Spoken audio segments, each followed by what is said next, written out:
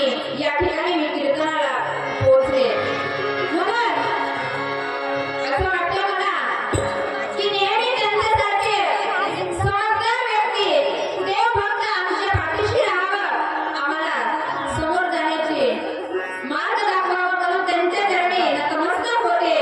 आणि या गावात आल्यानंतर या गावामध्ये असलेल्या मूर्ती रूपात विराजमान असलेल्या माझ्या पवनसुत हनुमंताच्या चरणी माझा नतमस्तक, आणि तसंच या गावामध्ये असलेल्या सर्व देवतांच्या मूर्ती रूपात विराजमान असलेल्या सर्व देवतांच्या चरणी माझा नतमस्तक, आणि तसंच या ठिकाणी गुरुदेव सेवा मंडळ असेल आणि गावकरी मंडळी, बाहेरगावून आलेले पाहुणे मंडळी, त्यांच्या सर्वांच्या चरणी माझा नतमस्तक, आणि तसंच या ठिकाणी माझ्या कीर्तनाला साथसंगत म्हणून लाभलेल्या या सर्व भजनी मंडळीच्या चरणी माझा नतमस्तक, आणि तसंच माझ्या कीर्तनासाठी आवडगाववरून आरगरवाले दादा आले। मी तर विचारही केले नाही की माझ्या कीर्तनात आरगर राहील, पण त्यांना सुद्धा माझा नतमस्तक, आणि तसेच माझा आवाज तुमच्यापर्यंत पोहोचवते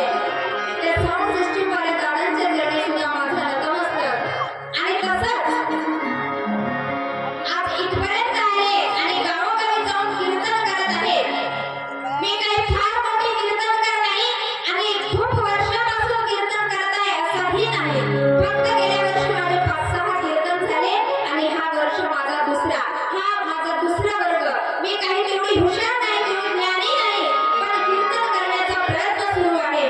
मी कीर्तन करत असताना माझं काही चूक भूल होत असेल, मला भजनी मंडळी माहित नाही आणि यांचं भजन खूप सुंदर वाटलं मला, पण मी यांच्यापर्यंत पोहोचू शकतो की नाही हे मला माहित नाही, पण मला एवढा विश्वास आहे की मला सांभाळून येतील, म्हणून पुन्हा एकदा त्यांच्या चरणी नतमस्तक, आणि मी तुमच्यापर्यंत पोहोचले, तुमच्या गावापर्यंत पोहोचले, गावोगावी जातो, म्हणजे हे कोणामुळे घडतंय?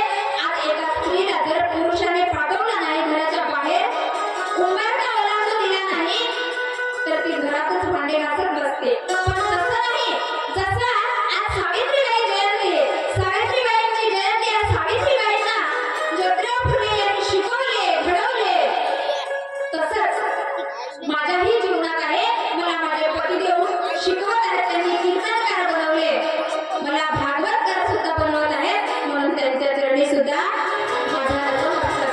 आणि या ठिकाणी सर्वांच्या चरणी कोणाचं नाव घेत नाही, कोणाला मी ओळखत नाही, तुम्हा सर्वांना जेवढे या गावात असतील सर्वांना एकदा नमन, आणि आज या ठिकाणी कीर्तनाला सुरुवात। पुन्हा एकदा माफी मागतो की माझं काही चुकलं तर मला सांभाळून घ्यावं, कारण मी नवीन कीर्तनकार आहे, फार मोठे कीर्तनकार नाही।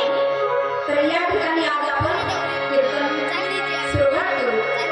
नमो विठ्ठला राजया पांडुरंगा,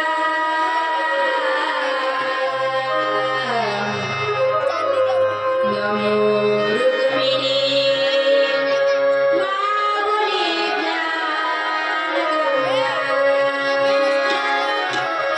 नमो पुंडलिका, नमो चंद्रभागा,